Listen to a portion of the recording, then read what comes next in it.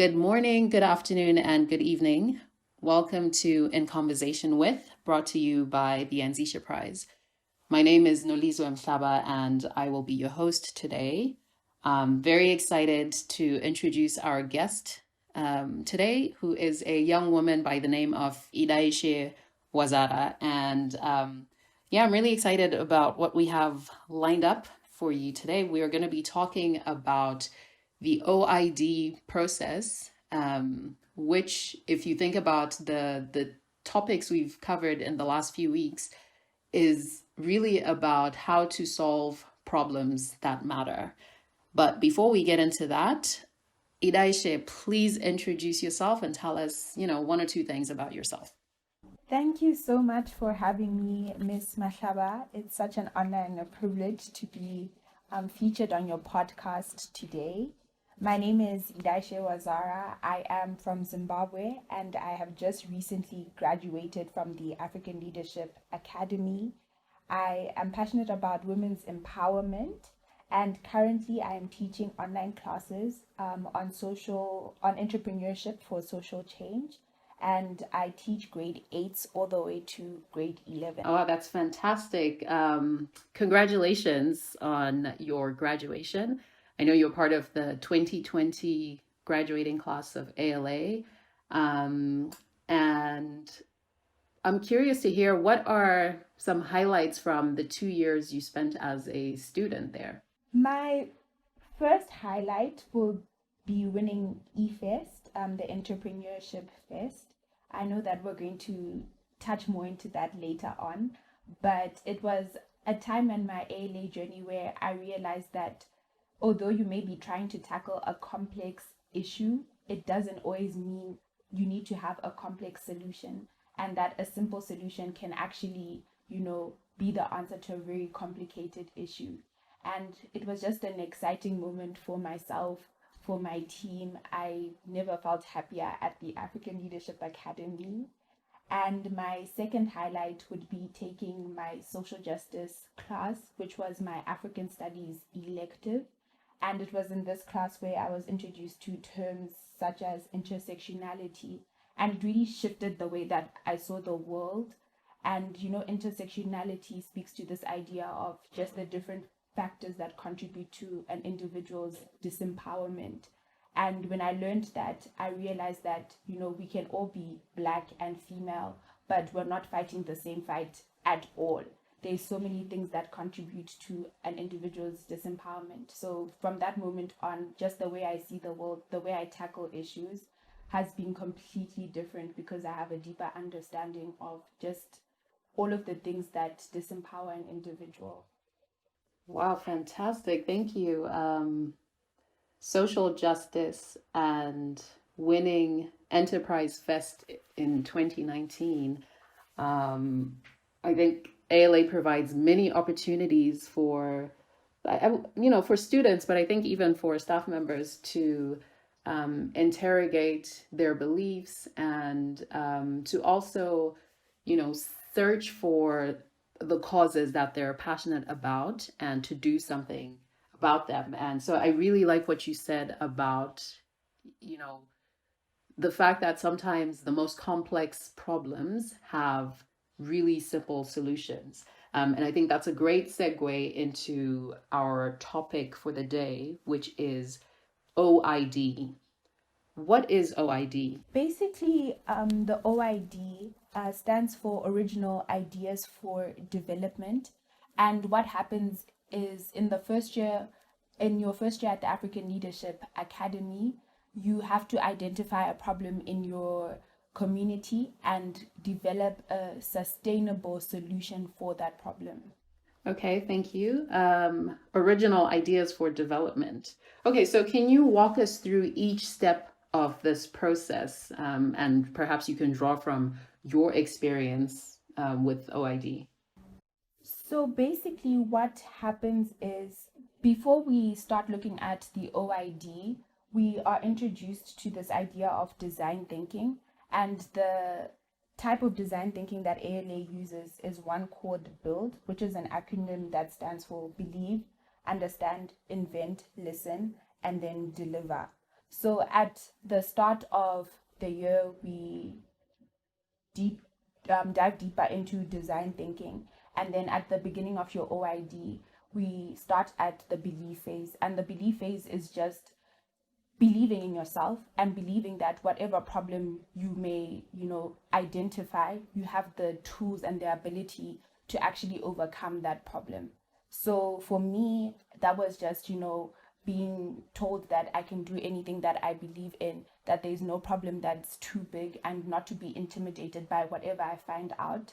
And then the second part was the understand phase. And during the understand phase, this is when you identify a need in your community. And I was a bit confused in the start. I didn't know what, problem I wanted to tackle, especially coming from Zimbabwe. You just feel that there's so much that needs to be done and you don't know where to begin. But I just remember the conversation that I'd had with my great grandmother just in the holiday before I came to ALA.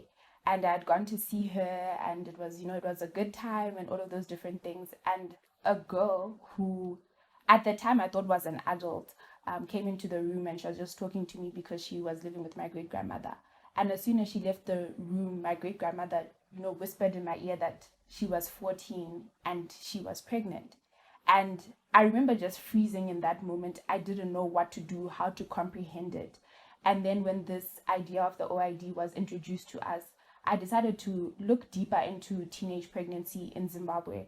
And that's when I realized that this was such a big problem. I was just reading crazy statistics about how about 500,000 girls in Zimbabwe fall pregnant every year below the age of 16. And I just felt that I needed to do something about it. So my understand phase was really understanding the root cause of teenage pregnancy.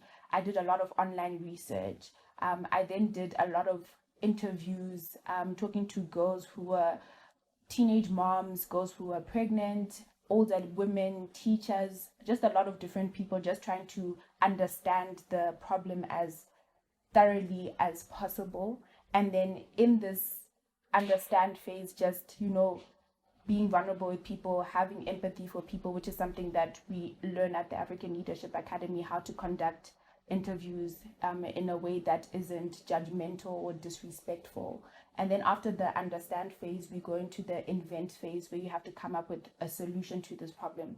And after I'd done all of that research, I realized that the problem was in Zimbabwe, there wasn't comprehensive sex education. So teenagers were not, being taught about sex. No one was talking about it at school. It was a taboo at home. So kids were just learning from kids. And that's when I decided to come up with a curriculum to teach different, teenagers about sex education, specifically for teenage girls, because I felt that they were the ones who were more impacted by this issue. And that's when I started to write the curriculum, and I put everything that I thought was important, just, how to have safe sex, just different diseases that you can catch, why you shouldn't be having sex at such a young age, all of those different things. And then we go into the listen phase. And in the listen phase, that's when you're getting feedback from a lot of different people. I got feedback from my peers. I got feedback from my EL coach, who was Mr. Tate at the time, and he just gave me feedback on the curriculum. I sent it to a few of my friends and also got feedback. And during this feedback phase, this is when you just reassess your solution. And something that came up for me was, okay, you tell teenage girls that, yeah, they shouldn't fall pregnant. Okay, they don't have sex, they don't fall pregnant. But then what next? Because they're still poor, they're still in the poverty cycle. So you might as well fall pregnant, have a child, and you have something to do. And then I had to, look at that, reassess. And that's when I decided to add a career guidance section to the curriculum, basically then saying, okay, there's more to life than just being a mother. There's more to life than just motherhood. There's interior designers, there's architects, because often people just hear about doctors and engineers and all of these different things. But I also wanted to tell them that you can be a chef, you can be a tailor, you can be anything that you want to be. So that's another big part of the curriculum and goal setting. So what is it that I want to do after school? What is it that I want to do in school? And then finally, we have the deliver phase, where you basically just have your final product. You submit that final product. and then you get a grade for the final product, and you still get feedback during this deliver phase where this is your final product, but I feel like you could have done A, B, C, D to take it to the next level. And that's basically how we went about the OID process. Wow, Idaishe, that's a really big problem that you zoned in on, and it seems like it was a very, first of all, it sounds like an issue that reflects something you're passionate about, which you mentioned earlier, right? Which is around social justice and women's empowerment. And what I'm hearing is that the OID process was an opportunity for you to actually tap into this issue that you're passionate about, this cause that you're interested in, and then to apply your skill set to try and solve this problem.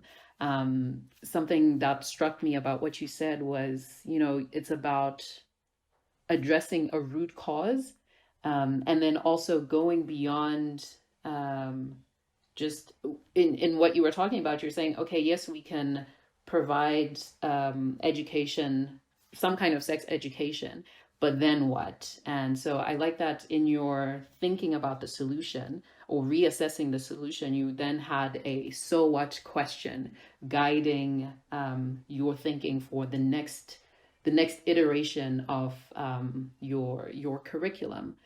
Um, it must not have been easy to do, to do all this work. I mean, there are some difficult conversations, I imagine, to that took place during your research phase. I'm curious to hear, what are some challenges that you faced during the OID process? My first biggest challenge was getting people to open up about this issue, especially someone who has already fallen pregnant or someone who is pregnant, and just asking them to open up, tell me how they got into that position, why do they feel that in that position. A lot of people were very closed off. I think also just in Zimbabwe, it's not something that is talked about. It's such a taboo topic. So actually getting people to the point of trusting me, and that was just, it was very difficult. But I think also just reassuring people that, you're going to be anonymous and you don't want another person to end up in the position that you're in. You're actually helping another girl avoid the situation that you're in. That helped me win a few people over, but it was very difficult. And then a second challenge that I faced was just the rejection of the curriculum when it was done. I tried to go to a few schools in Zimbabwe and, tell them about my curriculum, tell them about my vision. A lot of people did not want to hear about it. They thought that I was corrupting children. I was told what I was doing was ungodly, and that, this curriculum was just false. It was just propaganda and all of those different things. So that was a big hurdle, and it continues to be a hurdle today. And something that I did to just overcome this was firstly accepting that not everybody is going to accept my curriculum. That was a starting point. And then going to the people who do accept my curriculum, the few schools that say, it's okay, you can come in, you can teach here, and doing it to the best of my ability, and just hoping that one day I have enough credibility for the schools that had initially rejected me to actually say, okay, we've seen the work that you've done in other schools, please come and implement it in our schools. So those were my two biggest challenges.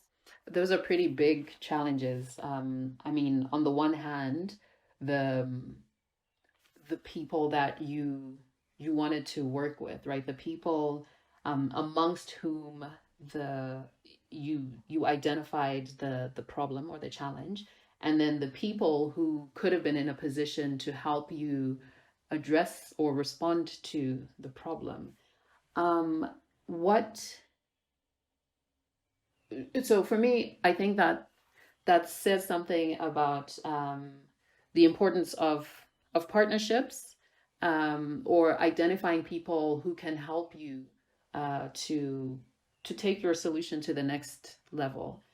There's also something that you mentioned earlier, which is empathy, right? How can you be vulnerable enough to create that trust between yourself and the young women that you're working with. So I think I'm heartened that you are continuing to press on with the curriculum that you have developed. Social change isn't something that happens overnight, and I think that's what you are discovering. But okay, thank you for sharing. That journey that you've been on, the challenges that you faced, and just the resilience that you are continuing to show by pushing forward on this. So then this was a project that you started as part of your entrepreneurial leadership course at ALA. What then happens after? So you mentioned that you delivered the final product, which was the complete curriculum, or at least an iteration of your curriculum. You got a grade, you got feedback, and then what happened with this OID? So after the deliver phase, we were then put into groups for what is called the team OID. And what happens is people who have similar OIDs are put into groups. I was put into a group of 6 girls, 2 from Kenya, 1 from Ethiopia, 1 from Senegal, and 1 from Uganda. So we were all put together. We were not all looking at sex education per se, but we were looking at women's empowerment, girls' empowerment, child marriages, and all of those different things. And we actually realized that at the end of the day, a lot of it came down to lack of comprehensive sex education. So we were put into a team OID, and we basically started the whole build challenge again. And after that, what happened was we went to something called the Enterprise Festival, where basically all the team OIDs present their different problems and the solutions that they have to these problems. And then at the end of the day, what happens is it's just a competition of about 22 teams. So the whole year group is split into different team OIDs. Some people look at sustainability in terms of water, clean water. People look at, social justice issues, just different issues. And then we have a competition and everybody pitches their different ideas and the solution that they have to that idea.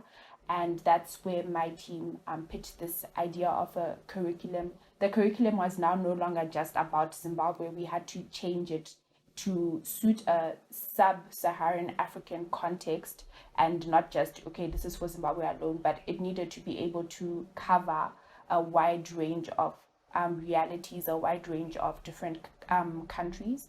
And then after that, we pitched our idea, and that's where we won eFest. Fantastic. Congratulations. I recall that your team was indeed crowned the winners of Enterprise Fest, in 2019.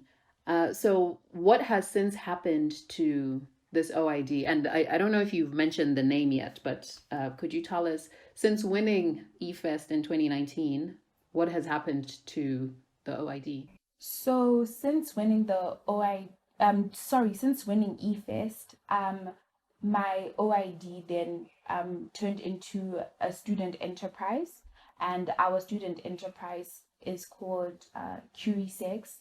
And since 2019, we've had a number of camps. One of them actually took place at the African Leadership Academy, where we got a number of girls from Randburg onto campus, and we actually went through the curriculum with them. Something that's also happened was I had the opportunity of teaching about 180 girls my curriculum in Zimbabwe over a 2-week period, and a lot of curriculum building and changing has had to happen, because sometimes in these curriculums which already exist, you're reading about John and Janet, but your name is like Idaishe or Ruarashe, or you have an African name, so there's this you are not attached to the story. You're very detached. it's very distant from your reality. You're hearing about people in cars, but you've never been in a car. So we had to look at those different things and just looking at the curriculum if it actually was, dealing with the problems that we're trying to tackle, and it was relatable to the people that we're trying to help. One of the girls in our team, Daisy, was supposed to do a camp in Kenya, but because of COVID, she was unable to do that. But that's something that's definitely going to happen as soon as we can have big gatherings again. It's just all of us going to our different countries and doing more camps. We managed to partner with the wellness department on campus. So we were helping them with their consent workshops and teaching during their consent workshops, building awareness during World AIDS Day, and just using that as a platform to voice, what we're trying to tackle and how people can help us. So that's basically what has happened to the enterprise since eFest. Wow, so you've really gone beyond a school project. It's something that has a life of its own and relevance in communities beyond the African Leadership Academy campus. I like what you said just about the curriculum having to change and be responsive to the recipients of that curriculum. So, I really, something that I'm passionate about is decolonizing curricula and just having representation in the kinds of stories that are told. And so I'm heartened to hear you talk about that. So maybe as we come to the end of this conversation, can you share two or three takeaways for you from the OID process? So if we're thinking broadly, if OID is something that is taught in schools across the continent, what could students gain from doing the OID? My first takeaway would definitely be just identifying problems on the continent. I think before I came to the African Leadership Academy and even before I did my OID, I just knew that there were problems that needed to fix. I couldn't articulate what those problems were. I just, I had this dream for Africa, but I didn't really have an understanding of what exactly I needed to tackle. And the OID served as a tool to help me identify exactly what I wanted to do and exactly how I wanted to help fix the continent. So I think that that's something that's so important because now I know exactly what needs to be done. I know exactly how it needs to be done. I know exactly who I should be talking to and how I should be trying to achieve this. It's no longer a surface level, oh, I just want to change Africa. But now I know exactly how personally I want to change Africa. And it's just served as just a reminder and just keeps growing my passion to keep changing the continent, to know exactly what I can do for the continent. And secondly, the OID, it pushed my thinking from this is too big, I can't fix it, to how can I fix it, which is a very important tool that I've taken to everything that I do in life. It just isn't in EL, but every problem that I have, I'm no longer intimidated. My mindset is, okay, this is the problem. How do I fix it? How do I find a solution to this problem that is sustainable? So I think that this is very important for a lot of different students to do because I see it as well with my own peers. After the OID, the way we tackle problems is very different. It's very well thought out. It's very well understood. We have an understanding of exactly what we're trying to tackle. We have the tools, we have the language, we have the vocabulary for what we're trying to achieve. Wow, so going from the problem is too big to how can I fix it? That's a great mindset to have. And I'm so thankful for the time that you've taken to walk us through the OID process, and to also just share more about the curriculum that you have developed to address some very real problems in many of our communities. Idaishe, thank you so much for for taking this time and sharing this experience with us. And I wish you the best as you continue to solve problems that you care about and that matter to young women and girls around the world. Thank you again for your time, and I look forward to seeing what else you have planned for life after ALA. Thank you very much, Miss Mashava. I really appreciate it.